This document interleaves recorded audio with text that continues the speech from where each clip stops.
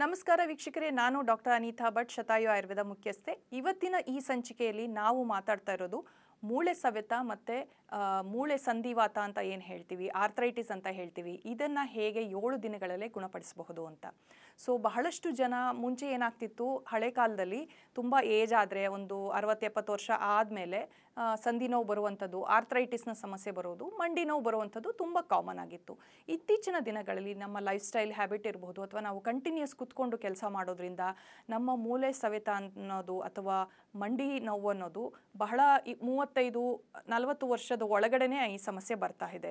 ಮತ್ತು ಕೆಲವರು ಅತಿಯಾಗಿ ವ್ಯಾಯಾಮ ಮಾಡೋದು, ಓವರ್ ಎಕ್ಸಸೈಸ್ ಮಾಡೋದು, ಜಿಮ್ ಮಾಡೋದು, ಹೆವಿ ವೆಯ್ಟ್ಸ್ ಮಾಡೋದು, ಈ ರೀತಿ ಮಾಡೋದ್ರಿಂದ ಸಹಿತ ಅವರಲ್ಲಿ ಮೂಳೆಗಳ ಸಮಸ್ಯೆ ಕಂಡುಕೊಂಡು ಬರುವಂಥದ್ದು ಸಹಿತ ಕಂಡಿದೆ. ಸೊ ಇವತ್ತಿನ ನಾವು ಸಂಚಿಕೆಯಲ್ಲಿ ನಾವು ಹೇಗೆ ಸರ್ಜರಿಯನ್ನು ಅವಾಯ್ಡ್ ಮಾಡಬಹುದು, ನಮ್ಮ ಕಾಲುಗಳನ್ನು ಹೇಗೆ ಸ್ಟ್ರೆಂಥನಿಂಗ್ ಮಾಡಬಹುದು, ಮತ್ತು ಆಯುರ್ವೇದದಲ್ಲಿ ಇದಕ್ಕೆ ಏನು ಪರಿಹಾರ ಇದೆ, ಎಷ್ಟು ದಿನ ತಗೋಬೇಕು, ಆಯುರ್ವೇದ ಅಂದರೆ ಸ್ಲೋನಾ, ಇದಕ್ಕೆ ಬೇರೆ ಏನಾದ್ರು ಚಿಕಿತ್ಸೆ ಇದೆಯಾ, ಎಲ್ಲವನ್ನು ನಾನು ನಿಮಗೆ ಇವತ್ತು ಡೀಟೇಲ್ ಆಗಿ ತಿಳಿಸ್ಕೊಡ್ತೀನಿ. ಸೊ ಮೊದಲನೆಯದಾಗಿ ಮಂಡಿ ನೋವು ಯಾರಿಗೆ ಬರುತ್ತೆ, ಏನಕ್ಕೆ ಬರುತ್ತೆ, ಮಂಡಿ ಸವೆತ ಅಂದರೆ ಏನು ಅಂತ ತಿಳಿಸ್ಕೊಡ್ತೀನಿ. ನೀವು ಕೇಳಿರ್ಬೋದು, ಆರ್ಥ್ರೈಟಿಸಲ್ಲಿ ಬಹಳಷ್ಟು ವೆರೈಟಿ ಇದೆ. ಅದರಲ್ಲಿ ಮುಖ್ಯವಾಗಿ ನಾನು ನಿಮಗೆ ಇವತ್ತು ಹೇಳ್ತಾ ಇರೋದು ಆಸ್ಟಿಯೋ ಆರ್ಥ್ರೈಟಿಸ್ ಅಂತ ಹೇಳ್ತೀವಿ. ಅಂದರೆ ಸಂಧಿವಾತ ಅಂತ ಏನಿರುತ್ತೆ, ಇದು ನಿಮ್ಮ ಮಂಡಿಗಳಿಗೆ ಬರುವಂತಹ ಒಂದು ಮೂಳೆ ಸವೆತದ ರೋಗ ಅಂತಲೇ ಹೇಳ್ಬೋದು. ಹಳೆ ಕಾಲದಲ್ಲಿ ಏನಾಗಿರೋದು, ಮಹಿಳೆಯರಲ್ಲಿ ಮುಟ್ಟು ನಿಂತ ನಂತರ ಅವರ ದೇಹದಲ್ಲಿರುವಂತಹ ಕ್ಯಾಲ್ಶಿಯಂ ಕಡಿಮೆ ಆಗ್ತಾ ಬಂದು, ಕ್ಯಾಲ್ಶಿಯಂ ಅಬ್ಸಾರ್ಪ್ಷನು ಈಸ್ಟ್ರೋಜನ್ನು ಇಲ್ಲದೆ ಇರೋದ್ರಿಂದ ಕ್ಯಾಲ್ಶಿಯಂ ಅಬ್ಸಾರ್ಪ್ಷನ್ನು ಕಡಿಮೆಯಾಗಿ ಅವರಿಗೆ ತುಂಬ ಕಾಮನ್ ಆಗಿ ದೇಹದ ತೂಕ ಜಾಸ್ತಿ ಆದ ತಕ್ಷಣ ಅವರಿಗೆ ಮಂಡಿ ನೋವಿನ ಸಮಸ್ಯೆ ಕಂಡುಕೊಂಡು ಬರೋದು. ಇತ್ತೀಚಿನ ದಿನಗಳಲ್ಲಿ ಏನಾಗ್ತಾ ಇದೆ, ಒಬೇಸಿಟಿ ಅನ್ನೋದು ತುಂಬ ಹೈ ಆಗ್ತಾ ಇದೆ. ಸೊ ಯಾರಿಗೆ ಅಧಿಕ ತೂಕ ಇದೆ, ಅವರಲ್ಲಿ ಹಾರ್ಮೋನ್ನ ವ್ಯತ್ಯಾಸ ಇದೆ, ಸರಿಯಾಗಿ ಮುಟ್ಟಾಗ್ತಾ ಇಲ್ಲ, ಅಥವಾ ಏನಾದರೂ ಪ್ರೀವಿಯಸ್ ಇಂಜುರಿ ಆಗಿದೆ, ಬೇರೆ ಏನೋ ಆಕ್ಸಿಡೆಂಟ್ ಆಗಿ ಕಾಲಿಗೆ ಏಟಾಗಿದೆ, ಅಂಥವರಲ್ಲೂ ಸಹಿತ ಅರ್ಲಿ ಡಿಟೆನ್ಷನ್ ಆಫ್ ಜಾಯಿಂಟ್ಸ್ ಅಂತ ಹೇಳ್ತೀವಿ, ತುಂಬ ಬೇಗ ಅವರಿಗೆ ಮಂಡಿ ನೋವು ಬರುವಂಥದ್ದು, ಮಂಡಿ ಸವೆತ ಉಂಟಾಗುವಂಥದ್ದು, ಕಾಲು ನೋವು ಬರುವಂಥದ್ದು, ಮೆಟ್ಲತ್ತಕ್ಕೆ ಡಿಫಿಕಲ್ಟಿ ಆಗುವಂಥದ್ದು, ತುಂಬ ಹೊತ್ತು ಲಾಂಗ್ ಸ್ಟ್ಯಾಂಡಿಂಗ್ ಆಫೀಸಲ್ಲಿ ಕೂತ್ಕೊಂಡು ನಂತರ ಸಡನ್ನಾಗಿ ಎದ್ದಾಗ ಕಾಲಿಗೆ ಪೇಯ್ನ್ ಬರುವಂಥದ್ದು, ಜಾಯಿಂಟ್ಗಳಲ್ಲಿ ಇನ್ಫ್ಲಮೇಷನ್ ಆಗುವಂಥದ್ದು, ಇದೆಲ್ಲ ಸಮಸ್ಯೆಗಳು ಕಂಡುಕೊಂಡು ಬರ್ತಾ ಇದೆ. ಸೊ ಮೊದಲನೆಯದಾಗಿ ತುಂಬ ಏಜ್ ಆಗ್ತಾ ಬಂದರೆ ಏಜ್ ರಿಲೇಟೆಡ್ ಬರುವಂಥದ್ದು, ಇನ್ನೊಂದು ಹಾರ್ಮೋನ್ನ ವ್ಯತ್ಯಾಸ, ಮೆನೋಪಾಸ್ ಆದಮೇಲೆ ಬರುವಂಥದ್ದು, ಮತ್ತು ಅಧಿಕ ತೂಕ ಇದ್ದಾಗ, ತೂಕ ಜಾಸ್ತಿ ಇದ್ದಾಗ ನಮ್ಮ ಮಂಡಿಗಳು ವೇಟ್ ಬೇರಿಂಗ್ ಜಾಯಿಂಟ್ಸ್ ಅಂತ ಹೇಳ್ತೀವಿ. ಅಂದರೆ ಹೆಚ್ಚಿಗೆ ವೇಟನ್ನು ನಮ್ಮ ಮಂಡಿಗಳು ತಗೊಳ್ಳೋದ್ರಿಂದ ಆ ಜಾಯಿಂಟ್ಸ್ಗಳಿಗೆ ಮೂಳೆ ಸವೆತ ಉಂಟಾಗುವಂಥದ್ದು. ಇದಲ್ಲದೆ ಬಹಳಷ್ಟು ಜನ ಬೇರೆ ಡಿಪ್ರೆಷನ್ನು ಅಥವಾ ಬೇರೆ ಯಾವುದೋ ಮೆಡಿಕೇಶನ್ ತೊಗೊಂಡ್ರೆ ಅದರ ಸೈಡ್ ಎಫೆಕ್ಟ್ಸ್ನಿಂದ ಉಂಟಾಗುವಂಥದ್ದು ಸಹಿತ ಮೂಳೆ ಸವೆತ ಉಂಟಾಗುತ್ತೆ. ಜೆನೆಟಿಕ್ ಅಥವಾ ಹೆರಿಡಿಟರಿ ಫ್ಯಾಕ್ಟರ್ ಇದ್ದರೆ, ನಿಮ್ಮ ಮನೆಯಲ್ಲಿ ನಿಮ್ಮ ತಾಯಿಗೆ, ತಂದೆಗೆ ಅಥವಾ ಅಜ್ಜ ಅಜ್ಜಿಗೆ ಯಾರಿಗಾರು ಮಂಡಿ ಸವೆತ ಉಂಟಾಗಿದ್ದರೆ ನಿಮಗೆ ಬರುವಂತಹ ಚಾನ್ಸಸ್ಸು ಜಾಸ್ತಿ ಇರುತ್ತೆ. ಸೊ ನಾವು ಹೇಗೆ ಇದನ್ನು ಅವಾಯ್ಡ್ ಮಾಡಬಹುದು, ಮಂಡಿ ಸವೆತ ಬಂದರೆ ನಮ್ಮ ಕನ್ವೆನ್ಷನಲ್ ಮೆಡಿಸಿನ್ ಅಥವಾ ಮಾಡರ್ನ್ ಮೆಡಿಸಿನಲ್ಲಿ ಏನಿದೆ, ಅವರು ಎರಡೇ ಸಜೆಸ್ಟ್ ಮಾಡ್ತಾರೆ. ಒಂದು ಪೇಯ್ನ್ ಕಿಲ್ಲರ್ಸು, ಅದು ನೀವು ಲಾಂಗ್ ಟರ್ಮ್ ತೊಗೊಳಕ್ಕಾಗೋದಿಲ್ಲ. ಈಗ ತುಂಬ ನೋವಿತ್ತು ಅಂದರೆ ಯಾವತ್ತೋ ಒಂದಿನ ಮಂಡಿಗೆ ನೋವಿದೆ ಅಂತ ನೀವು ಒಂದಿನ ಮಾತ್ರೆ ತೊಗೋಬೋದು ಹೊರತು ದಿನ ನೀವು ಮಂಡಿ ಮಾತ್ರೆ ನೋವನ್ನು ತೊಗೊಂಡು ಓಡಾಡೋಕ್ಕಾಗೋದಿಲ್ಲ.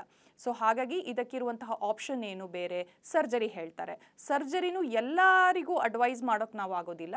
ಸ್ಟೇಜ್ 4 ಆರ್ಥ್ರೈಟಿಸ್ ಇದ್ದಾಗ ಕಂಪ್ಲೀಟ್ 2 ಮೂಳೆಗಳು ಒಂದರ ಮೇಲೆ ಒಂದು ಕುಂತು ಅದರಲ್ಲಿ ಯಾವುದೇ ರೀತಿ ಪಲ್ಪ್ ಫಾರ್ಮೇಷನ್ ಇಲ್ಲದೆ, ಕಾರ್ಟಿಲೇಜ್ ಇದಿಲ್ಲದೇ ಅವರಿಗೆ ತುಂಬ ನೋವಿದ್ದಾಗ ಮಾತ್ರ ಅಡ್ವೈಸ್ ಮಾಡೋಕ್ಕಾಗುತ್ತೆ. ಬೇರೆ ಟೈಮಲ್ಲಿ ವೈದ್ಯರು ನಿಮ್ಗೆ ಹೇಳೋದು ಸ್ವಲ್ಪ ತೂಕ ಇಳಿಸ್ಕೊಳ್ಳಿ, ಫಿಸಿಯೋ ಮಾಡ್ಕೊಳ್ಳಿ, ಎಕ್ಸಸೈಸ್ ಮಾಡ್ಕೊಳ್ಳಿ ಅಂತ. ಬಟ್ ಆಯುರ್ವೇದದಲ್ಲಿ ಇದಕ್ಕೆ ಸುಲಭವಾಗಿ ಚಿಕಿತ್ಸೆ ಇದೆ. ನೀವು ಆಯುರ್ವೇದ ಅಂದರೆ ಸ್ಲೋ, ವರ್ಷಾನ್ಗಟ್ಲೆ ಔಷಧಿ ತಗೋಬೇಕು, ಕಹಿ ಔಷಧಿ ತಗೋಬೇಕು, ಇದೆಲ್ಲ ತಪ್ಪು ಕಲ್ಪನೆಗಳು. ಆಯುರ್ವೇದದಲ್ಲಿ ನಿಮ್ಮ ಈ ಮಂಡಿ ನೋವನ್ನು 7 ದಿನಗಳಲ್ಲೇ ಮ್ಯಾಜಿಕ್ನ ರೀತಿ ನಾವು ಕಡಿಮೆಯಾಗಿ ಮಾಡಬಹುದು. ಸೊ 2 ಮೂಳೆಗಳ ಮಧ್ಯೆ ಏನು ಆ ಜಾಗ ಕಡಿಮೆ ಆಗ್ತಾ ಬರುತ್ತೆ, ಮೂಳೆ ಸವೆತ ಉಂಟಾಗುತ್ತೆ, ಒಂದ್ರ ಮೇಲೊಂದು ಘರ್ಷಣೆ ಉಂಟಾಗತ್ತೆ, ಮತ್ತು ಯಾರಿಗೆ ಸ್ಪಾಂಡಲೈಟ್ ಇದು ಆರ್ಥ್ರೈಟಿಸ್ನ ಸಮಸ್ಯೆ ಇದೆ, ಇನ್ಫ್ಲಮೇಷನ್ ಏನಿರುತ್ತೆ ಅಲ್ಲಿ, ಇದು ಎಲ್ಲದಕ್ಕೂ ನಾವು ನಮ್ಮ ಆಹಾರದಲ್ಲಿ ವ್ಯತ್ಯಾಸ ಮಾಡಿ ಒಂದು ಸ್ವಲ್ಪ ಆಯುರ್ವೇದ ಚಿಕಿತ್ಸೆಯನ್ನು ತೊಗೊಂಡ್ರೆ ಇಮ್ಮಿಡಿಯೇಟ್ ಆಗಿ ನಾವು ಇನ್ಫ್ಲಮೇಷನನ್ನು ಕಮ್ಮಿ ಮಾಡಿ ಮಂಡಿ ನೋವನ್ನು ಕಮ್ಮಿ ಮಾಡಬಹುದು. ಸೊ ಮೊದಲನೆಯದಾಗಿ ನಾವು ನೋಡೋಣ, ಆಹಾರದಲ್ಲಿ ಏನು ವ್ಯತ್ಯಾಸ ಮಾಡಿದ್ರೆ, ಯಾವ ಫುಡ್ಗಳನ್ನು ತೊಗೊಂಡ್ರೆ ಮಂಡಿ ನೋವು ಕಡಿಮೆ ಆಗುತ್ತೆ ಅಂತ. ಸೊ ನೀವು ನೋಡಿರ್ಬೋದು, ಮನೆಯಲ್ಲೇ ಇರುವಂತಹ ಕೆಲವು ಪದಾರ್ಥಗಳನ್ನು ನಾವು ತುಂಬಾ ನೆಗ್ಲೆಕ್ಟ್ ಮಾಡಿಬಿಡ್ತೀವಿ. ಇನ್ಫ್ಲಮೇಷನ್ ಅಂದರೆ ಏನು, ನೀವು ಮಂಡಿ ನೋವು ಬರುವಂಥದ್ದು, ಸ್ವಲ್ಪ ರೆಡ್ನೆಸ್ ಇರುವಂಥದ್ದು, ಊತ ಇದ್ದರೆ ನಿಮ್ಮ ಮಂಡಿಗಳಲ್ಲಿ, ಅದಕ್ಕೆ ನಾವು ಇನ್ಫ್ಲೇಮ್ಡ್ ಜಾಯಿಂಟ್ಸ್ ಅಂತ ಹೇಳ್ತೀವಿ. ಅಂದರೆ ನೀವು ಎದ್ದು ಕುತ್ತು ಮಾಡಬೇಕಾದ್ರೆ ನೋವು ಬರುವಂಥದ್ದು, ತುಂಬ ಬಿಸಿ ಇರುವಂಥದ್ದು, ಆ ಜಾಗ ಬಿಸಿ ಆಗುವಂಥದ್ದು, ಮತ್ತು ಸ್ವಲ್ಪ ಕೆಂಪು ಇರುವಂಥದ್ದು, ಈ ರೀತಿ ಸಮಸ್ಯೆ ಇದ್ದಾಗ ಮಂಡಿಯ ಜಾಗದಲ್ಲಿ ಇನ್ಫ್ಲಮೇಷನ್ ಆಗಿದೆ ಅಂತ ಹೇಳ್ತಾ ಹೋಗ್ತೀವಿ. ಇದರ ನಂತರ ಏನಾಗುತ್ತೆ ಅಂದರೆ, ಸೊ ಈ ರೀತಿಯಾಗಿರುವಂತಹ ಮಂಡಿ ನೋವಲ್ಲಿ ನಾವು ಯಾವ ರೀತಿ ಆಹಾರವನ್ನು ಸೇವನೆ ಮಾಡಬೇಕು ಇವತ್ತು ನಾನು ನಿಮಗೆ ತಿಳಿಸ್ಕೊಡ್ತೀನಿ. ನಮ್ಮ ಮನೆಯಲ್ಲಿ ಅನೇಕ ಪದಾರ್ಥಗಳಿರುತ್ತೆ, ನಾವು ಅದನ್ನು ನೆಗ್ಲೆಕ್ಟ್ ಮಾಡ್ತಾನೆ ಇರ್ತೀವಿ. ಸೊ ಮೇಯ್ನ್ ಆಗಿ ಸಂಧಿಗಳಲ್ಲಿ ನಮಗೆ ಇನ್ಫ್ಲಮೇಷನ್ ಆದರೆ, ಜಾಯಿಂಟ್ ಇನ್ಫ್ಲಮೇಷನ್ ಆದರೆ, ಮೂಳೆಗಳ ಮಧ್ಯೆ ಸ್ವೆಲ್ಲಿಂಗ್ ಬಂದರೆ, ಅಲ್ಲಿ ರೆಡ್ನೆಸ್ ಇದ್ದರೆ ಮತ್ತು ಊತ ಇದ್ದರೆ ನಾವು ಆ್ಯಂಟಿ ಇನ್ಫ್ಲಮೇಟರಿ ಡಯಟ್ ಅಂತ ಏನು ಹೇಳ್ತೀವಿ, ಅದರಲ್ಲಿ ನೀವು ಚಿಯಾ ಸೀಡ್ ಅದನ್ನು ನೆನೆಸಿರ್ಬೋದು, ಅಥವಾ ಅರಿಶಿಣವನ್ನು, ಅಥವಾ ನಾವೇನು ಹೇಳ್ತೀವಿ ಟರ್ಮರಿಕ್ ಪೌಡರನ್ನು, ಶುಂಠಿ ಈ ಪೌಡರನ್ನು, ಇದನ್ನೆಲ್ಲ ನಾವು ತಗೊಳ್ತಾ ಬಂದರೆ, ಸಿನಮೋನನ್ನು ತಗೊಳ್ತಾ ಬಂದರೆ, ಇದೆಲ್ಲ ಮನೆಯಲ್ಲಿ ಇರುವಂತಹ ಪದಾರ್ಥಗಳು. ನೀವು ಇದನ್ನು ನಿಮ್ಮ ಆಹಾರದಲ್ಲಿ ಹೆಚ್ಚೆಚ್ಚಿಗೆ ತಗೊಂಡು ಟ್ರಾನ್ಸ್ ಫ್ಯಾಟ್ ಅಂತ ಏನು ಹೇಳ್ತೀವಿ, ಕರ್ದಿರೋ ಪದಾರ್ಥಗಳು, ಪದೇ ಪದೇ ಬಿಸಿ ಮಾಡಿರುವಂತಹ ಎಣ್ಣೆ, ಇದನ್ನು ಕಡಿಮೆ ಮಾಡಿ ಹೆಚ್ಚೆಚ್ಚಿಗೆ ತರಕಾರಿ, ಸೊಪ್ಪುಗಳು, ಪಲ್ಯಗಳು, ಅರಿಶಿಣ, ಶುಂಠಿ ಮತ್ತು ಬಿಸಿ ನೀರು, ಜೀರಿಗೆ ನೀರು ಈ ರೀತಿ ತಗೊಳ್ತಾ ಬಂದಾಗ ಇನ್ಫ್ಲಮೇಷನ್ ಏನಿದೆ ಜಾಯಿಂಟ್ಸಲ್ಲಿ ಅದು ಕಡಿಮೆ ಆಗ್ತಾ ಬರುತ್ತೆ. ಇದಲ್ಲದೆ ಆಯುರ್ವೇದದಲ್ಲಿ ಮಂಡಿ ನೋವಿಗೆ ಬಹಳಷ್ಟು ಚಿಕಿತ್ಸೆ ಇದೆ. ವೆರೈಟಿ ಟ್ರೀಟ್ಮೆಂಟ್ ಮಾಡ್ಬೋದು. ಅವರಿಗೆ ಯಾವ ಸಮಸ್ಯೆ ಇದೆ ನೋಡಿಕೊಂಡು ಅದ್ರ ಪ್ರಕಾರ ಟ್ರೀಟ್ಮೆಂಟ್ ಮಾಡಬಹುದು. ನಾವೊಂದು ಜಾನುಬಸ್ತಿ ಅಂತ ಒಂದು ಟ್ರೀಟ್ಮೆಂಟ್ ಮಾಡ್ತೀವಿ. ಅಂದರೆ 2 ಮೂಳೆಗಳ ಮಧ್ಯೆ ಒಂದು ಕಂಪ್ಲೀಟ್ ಕಟ್ಟೆ ಥರ ಮಾಡಿ ಅದರ ಒಳಗೆ ಬಿಸಿ ಎಣ್ಣೆಯನ್ನು ಹಾಕಿ ಈ ಚಿಕಿತ್ಸೆಯನ್ನು ಮಾಡಲಾಗುತ್ತೆ. ಸುಮಾರು 7 ದಿನ ಮಾಡೋ ಈ ಚಿಕಿತ್ಸೆಯಲ್ಲಿ ನಂತರ ಒಂದು 40 ರೀತಿ ಔಷಧಗಳನ್ನು ಸೇರಿಸಿ ಒಂದು ಶಾಖವನ್ನು ನೀಡಲಾಗುತ್ತೆ. ಈ ಸ್ಟೀಮನ್ನು ಅಥವಾ ಸ್ವೇದವನ್ನು, ಪತ್ರಪಿಂಡ ಸ್ವೇದ ಅಂತ ಏನು ಹೇಳ್ತೀವಿ, ಇದನ್ನು ಮಾಡೋದ್ರಿಂದ ಅವರಿಗೆ ನೋವು ಇನ್ಸ್ಟೆಂಟಾಗಿ ಕಡಿಮೆ ಆಗುತ್ತೆ. ಯಾರು ಈಗ ಮೆಟ್ಲು ಹತ್ತಕ್ಕೆ ಆಗೋದಿಲ್ಲ, ನಾನು ಕಂಪ್ಲೀಟ್ಲಿ ಲಿಫ್ಟೇ ಯೂಸ್ ಮಾಡಬೇಕು, ನಂಗೆ ಮೆಟ್ಲು ಹತ್ತಕ್ಕಾಗಲ್ಲ, ಮೆಟ್ಲು ಇಳಿಯೋಕ್ಕಾಗಲ್ಲ, ಅಥವಾ ಕೆಳಗಡೆ ಕೂತ್ಕೊಂಡು ಊಟ ಮಾಡೋಕ್ಕಾಗಲ್ಲ, ಈ ರೀತಿ ಸಮಸ್ಯೆ ಇದ್ದು ಮಂಡಿ ನೋವು ಸಮಸ್ಯೆಯಿಂದ ಬಳಲ್ತಾ ಇದ್ದರೆ ನೀವು ಜಾನುಬಸ್ತಿ ಚಿಕಿತ್ಸೆಯನ್ನು ತೊಗೊಂಡ್ರೆ ವಿದಿನ್ 3rd ಡೇ ನೀವು ಮತ್ತೆ ವಾಪಸ್ಸು ಮೆಟ್ಲು ಹತ್ತಕ್ಕೆ ಶುರು ಮಾಡ್ಬೋದು. ಸೊ ಅಷ್ಟು ಕ್ವಿಕ್ಕಾಗಿ ಆಯುರ್ವೇದದ ಚಿಕಿತ್ಸೆಗಳು ಫಲದಾಯಕವಾಗಿದೆ. ಇದಲ್ಲದೆ ತುಂಬ ಕ್ರಾನಿಕ್, ನಾವು ಮಂಡಿ ನೋವು ಅಂತ ಯಾರು ಬಂದಾಗ ಎಕ್ಸಾಮಿನೇಷನ್ ಮಾಡಿ ಅವರ ಯಾವ ಸ್ಟೇಜಲ್ಲಿ ಮಂಡಿ ನೋವು ಇದೆ ಅಂತ ನೋಡ್ತೀವಿ. ಸೊ ಗ್ರೇಡ್ 1 ಗ್ರೇಡ್ 2ನಲ್ಲಿ ಇಷ್ಟೇ ಚಿಕಿತ್ಸೆ ಸಾಕಾಗುತ್ತೆ. 7 ದಿವಸದಲ್ಲಿ ಅವರಿಗೆ ಕಡಿಮೆ ಆಗುತ್ತೆ. ಯಾರಿಗೆ ಗ್ರೇಡ್ 2 ಮೇಲಿದೆ ಅಥವಾ ಇನ್ನೂ ಜಾಸ್ತಿ ಇದೆ, ತೂಕ ಜಾಸ್ತಿ ಇದೆ ಅಂಥವರಲ್ಲಿ ಸ್ವಲ್ಪ ಅಡ್ವಾನ್ಸ್ ಟ್ರೀಟ್ಮೆಂಟನ್ನು ಮಾಡಬೇಕಾಗತ್ತೆ. ಅಂದರೆ ಅವರು ದೇಹದ ತೂಕವನ್ನು ಇಳಿಸಬೇಕು. ನಿಮ್ಮ ದೇಹದ ತೂಕ 10% ಇಳಿಸಿದ್ರೆ ಇಮಿಡಿಯೇಟು ನಿಮ್ಮ ಜಾಯಿಂಟ್ ಪೇನ್ 50% ಕಡಿಮೆ ಆಗುತ್ತೆ. ಸೊ ಅದು ಅದರ ಶಕ್ತಿ. ನೀವೀಗ ಒಂದು 80 kg ಇದ್ದೀರಾ, ಒಂದು 8 kg ನೀವು ಇಳಿಸ್ಬಿಟ್ರೆ ನಿಮ್ಮ ಮಂಡಿ ನೋವು ಕಂಪ್ಲೀಟ್ಲಿ ಹೋಗ್ಬಿಡುತ್ತೆ. ಏಕೆಂದರೆ ವೆಯ್ಟ್ ಏನು ಬೀಳ್ತಾ ಇದೆ ಮಂಡಿ ಮೇಲೆ ಅದು ಮಂಡಿ ನೋವನ್ನು ಜಾಸ್ತಿ ಮಾಡ್ತಾ ಇದೆ. ಸೊ ಅದನ್ನು ಮಾಡಬಹುದು. ಇಲ್ಲ ಅಂದರೆ ಆಯುರ್ವೇದದಲ್ಲಿ ಬಸ್ತಿ ಚಿಕಿತ್ಸೆ ಅಂತ ಇದೆ. ಅಂದರೆ ಕೊಲಾನ್ ಕ್ಲೆನ್ಸಿಂಗ್ ಅಂತ ಹೇಳ್ತೀವಿ, ಎನಿಮಾ ಟ್ರೀಟ್ಮೆಂಟ್ ಅಂತ ಹೇಳ್ತೀವಿ.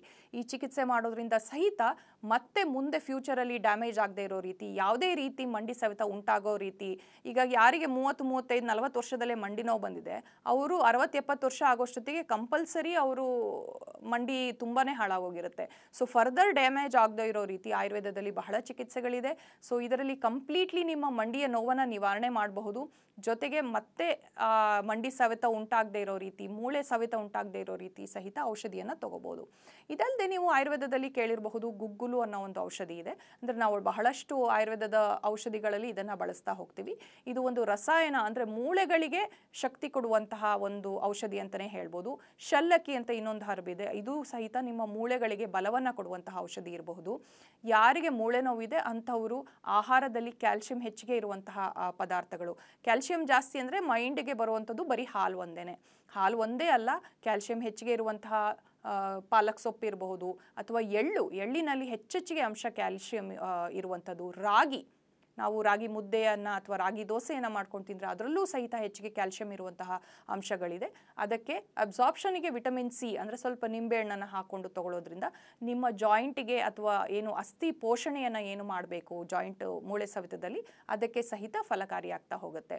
ಸೊ ಇದಲ್ಲದೆ ರೆಗ್ಯುಲರ್ ಆಗಿ ನೀವು ಕೆಲವೊಂದು ಮಂಡಿಗೆ ಬೇಕಾಗಿರುವಂತಹ ಎಕ್ಸಸೈಸು, ಅಂದರೆ ನೀವು ಸೋಫಾ ಮೇಲೆ ಕೂತ್ಕೊಂಡಿರ್ತೀರಾ, ಅದ್ರ ಜೊತೆ ನೀವು ಫ್ಲೆಕ್ಷನ್ ಎಕ್ಸ್ಟೆನ್ಷನ್ ಅಂತ ಹೇಳ್ತೀವಿ, ಅಂದರೆ ಕಾಲಿನ ಎಕ್ಸಸೈಸ್ಗಳನ್ನು ಮಾಡೋದು, ಅಥವಾ ಸ್ಕ್ವಾಟ್ ಮಾಡಿ ಕೆಳಗಡೆ ಕೂತ್ಕೊಳ್ಳುವಂಥದ್ದು, ನಿಮ್ಮ ಕಾಲುಗಳ ಮೂಳೆಗಳನ್ನು, ಮಾಂಸಖಂಡಗಳನ್ನು ಬಲಪಡಿಸುವಂಥದ್ದು. ಯಾವಾಗ ನಿಮ್ಮ ಮೂಳೆ ಮಾಂಸ ಗಟ್ಟಿಯಾಗ್ತಾ ಹೋಗುತ್ತೆ ನಿಮಗೆ ಯಾವುದೇ ರೀತಿ ಮಂಡಿ ಸವೆತ, ಮಂಡಿ ನೋವು ಬರೋದಿಲ್ಲ. ಸೊ ಈ ರೀತಿ ಮಾಡೋದ್ರಿಂದ ನೀವು ಕಂಟಿನ್ಯೂಸ್ಸು ಸಿಟ್ಟಿಂಗ್ ಜಾಬಲ್ಲಿದ್ದೀರಾ, ತುಂಬ ತೂಕ ಜಾಸ್ತಿ ಆಗ್ತಾ ಇದೆ, ಅಥವಾ ನೀವು ಮೆನೋಪಾಸ್ ಸ್ಟೇಜಲ್ಲಿದ್ದೀರಾ, ನಿಮ್ಮ ಮನೆಯಲ್ಲಿ ನಿಮಗೆ ಮಂಡಿ ನೋವು ಸವೆತ ಆಗಿದೆ ಆಲ್ರೆಡಿ ಕೆಲವರಿಗೆ ಅಂತಂದರೆ ನೀವು ಎಚ್ಚೆತ್ಕೊಂಡು ಈಗಲೇ ಈ ರೀತಿಯಾಗಿರುವಂತಹ ಚಿಕಿತ್ಸೆಯನ್ನು ತಗೊಳ್ಳೋದ್ರಿಂದ ನಿಮ್ಮ ಆರೋಗ್ಯವನ್ನು ಚೆನ್ನಾಗಿಟ್ಕೋಬೋದು. ಮತ್ತು ರೆಗ್ಯುಲರ್ ಎಕ್ಸಸೈಸ್ ಮಾಡೋದ್ರಿಂದ ಮೂಳೆ ಸವೆತವನ್ನು ಕಂಪ್ಲೀಟ್ಲಿ ನಿವಾರಣೆ ಮಾಡಬಹುದು.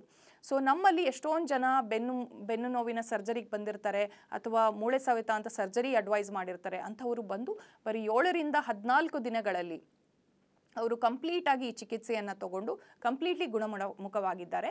ಸೊ ನಿಮಗೆ ಈ ರೀತಿಯಾಗಿರುವಂತಹ ಏನಾದರೂ ಚಿಕಿತ್ಸೆ ಬೇಕು, ನಿಮ್ಮ ಮನೆಯಲ್ಲಿ ಯಾರಿಗಾರು ಮಂಡಿ ನೋವಿದೆ, ನಿಮ್ಮ ಫ್ಯಾಮಿಲಿಯಲ್ಲಿ ಯಾರಿಗಾರು ಮಂಡಿ ನೋವಿದ್ರೆ ಕೆಳಗಡೆ ಬರ್ತಾ ಇರುವಂತಹ ನಂಬರಿಗೆ ಫೋನ್ ಮಾಡಿ ಡಾಕ್ಟರ್ ಕನ್ಸಲ್ಟೇಷನ್ಗಳನ್ನು ತಗೊಳ್ಳಿ, ಅಥವಾ ಕೆಳಗಡೆ ಬರ್ತಾ ಇರುವಂತಹ ಈ ವಿಡಿಯೋದ ಕೆಳಗಡೆ ಜಾಯಿಂಟ್ ಪೇನ್ ಅಂತ ನೀವು ಕಮೆಂಟ್ ಮಾಡಿ. ಈ ರೀತಿ ಕಮೆಂಟ್ ಮಾಡೋದ್ರಿಂದ ನಮ್ಮ ಟೀಮ್ ನಿಮಗೆ ಕನೆಕ್ಟ್ ಮಾಡಿ ಡಾಕ್ಟರನ್ನು ಮಾತಾಡಿಸಿ ನಿಮಗೆ ಯಾವ ಸಮಸ್ಯೆ ಇದೆ ಅದನ್ನು ಹೇಗೆ ಪರಿಹಾರ ಮಾಡ್ಬೋದು ಅಂತ ತಿಳಿಸ್ಕೊಡ್ತೀವಿ. ಇನ್ನೊಂದು ಪ್ರೋಗ್ರಾಮ್ ಮುಗಿಸೋಕ್ಕಿಂತ ಮುಂಚೆ ನಾನು ಒಂದು ಸಿಂಪಲ್ ಆಗಿ ಒಂದು ಟಾಪಿಕ್ ಹೇಳ್ತೀನಿ. ನಿಮಗೆ ಕಾನ್ಸ್ಟಿಪೇಷನ್ ಇದ್ದರೆ, ಮಲಬದ್ಧತೆ ಇದ್ದರೆ ಅಂಥವರಲ್ಲಿ ಈ ಮಂಡಿ ನೋವು ಜಾಸ್ತಿಯಾಗಿ ಕಂಡ್ಕೊಂಡು ಬರುತ್ತೆ. ಹಾಗಾಗಿ ಮೈಲ್ಡ್ ಸ್ಟೇಜಲ್ಲಿ ನಿಮಗೆ ಮಂಡಿ ನೋವು ಇದೆ ಅಂದರೆ ರಾತ್ರಿ ಮಲ್ಕೋತಾ 1 ಚಮಚ ತ್ರಿಫಲ ಚೂರ್ಣವನ್ನು ಸೇವನೆ ಮಾಡೋದ್ರಿಂದ ಸಹಿತ ನಿಮ್ಮ ಮಂಡಿ ನೋವನ್ನು ನಿವಾರಣೆ ಮಾಡಬಹುದು. ಸೊ ನೋಡಿದ್ರಲ್ಲ ವೀಕ್ಷಕರೇ, ಮಂಡಿ ನೋವಿನ ಸಮಸ್ಯೆಗೆ ಎಷ್ಟು ಸುಲಭವಾಗಿ ನಮ್ಮಲ್ಲಿ ಪರಿಹಾರ ಇದೆ. ಸೊ ಇದರ ಉಪಯೋಗವನ್ನು ಪಡ್ಕೊಳ್ಳಿ. ವಿಡಿಯೋವನ್ನು ಲೈಕ್ ಮಾಡಿ, ಶೇರ್ ಮಾಡಿ.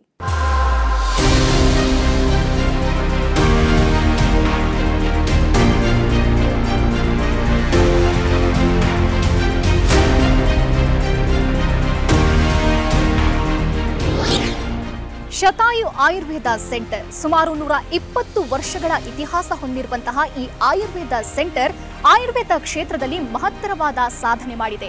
ಅಷ್ಟೇ ಅಲ್ಲ, ಬೆಂಗಳೂರಿನ ನಾನಾ ಭಾಗದಲ್ಲಿ ಇದರ ಸೆಂಟರ್ಗಳಿವೆ. ಇದರ ಜೊತೆಗೆ 35ಕ್ಕೂ ಹೆಚ್ಚು ವೈದ್ಯರು ಸೇರಿದಂತೆ 100ಕ್ಕೂ ಹೆಚ್ಚು ಥೆರಪಿಸ್ಟ್ಗಳು ರೋಗಿಗಳ ಸೇವೆಯಲ್ಲಿ ನಿರತರಾಗಿದ್ದಾರೆ. ಇನ್ನೂ ವಿಶೇಷ ಅಂತಂದ್ರೆ ಸುಮಾರು 10 ಲಕ್ಷಕ್ಕೂ ಅಧಿಕ ರೋಗಿಗಳಿಗೆ ಈ ಶತಾಯು ಸೆಂಟರ್ ಚಿಕಿತ್ಸೆ ನೀಡಿದೆ. ಅಷ್ಟೇ ಅಲ್ಲ, ಅವರ ರೋಗವನ್ನ ಗುಣಪಡಿಸಿ ಅವರ ಮೊಗದಲ್ಲಿ ನಗು ಬರುವಂತಹ ಮಹತ್ ಕಾರ್ಯವನ್ನ ಮಾಡಿದೆ. ಬನ್ನಿ ಹಾಗಾದ್ರೆ ಈ ಶತಾಯು ಸೆಂಟರ್ನಲ್ಲಿ ಯಾವ ರೀತಿ ಚಿಕಿತ್ಸೆ ನೀಡಲಾಗುತ್ತೆ, ಈ ಸೆಂಟರ್ ಯಾವ ರೀತಿ ಕಾರ್ಯನಿರ್ವಹಿಸುತ್ತೆ, ಬನ್ನಿ ನೋಡೋಣ.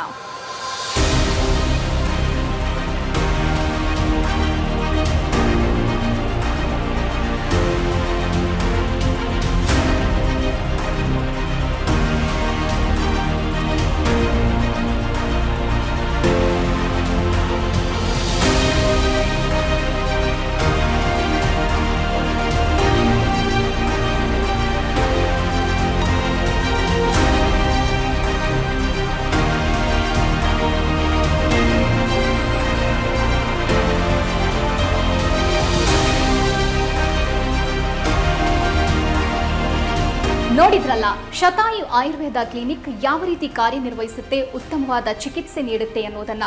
ತಾವೇನಾದರೂ ಒಬಿಸಿಟಿ, ಡಯಾಬಿಟಿಸ್, PCOD ಅಥವಾ ಗರ್ಭಧಾರಣೆಯ ಸಮಸ್ಯೆ, ಕೀಲು ನೋವು, ಗಂಟು ನೋವು ಇಂತಹ ಯಾವುದಾದ್ರೂ ಸಮಸ್ಯೆಯಲ್ಲಿ ಬಳಲ್ತಾ ಇದ್ರೆ ಬೆಂಗಳೂರಿನ ನಾನಾ ಭಾಗದಲ್ಲಿ ಶತಾಯು ಆಯುರ್ವೇದ ಕ್ಲಿನಿಕ್ನ ಸೆಂಟರ್ಗಳಿವೆ. ನಿಮ್ಮ ಹತ್ತಿರದ ಸೆಂಟರ್ಗೆ ಹೋಗಿ ತಾವು ಚಿಕಿತ್ಸೆ ಪಡೆಯಬಹುದಾಗಿದೆ. ಹಾಗಾದ್ರೆ ಯಾಕೆ ತಡ? ಅಡ್ರೆಸ್ ಪ್ಲೇಟ್ ಇಂತಿದೆ, ನೋಟ್ ಮಾಡ್ಕೊಳ್ಳಿ.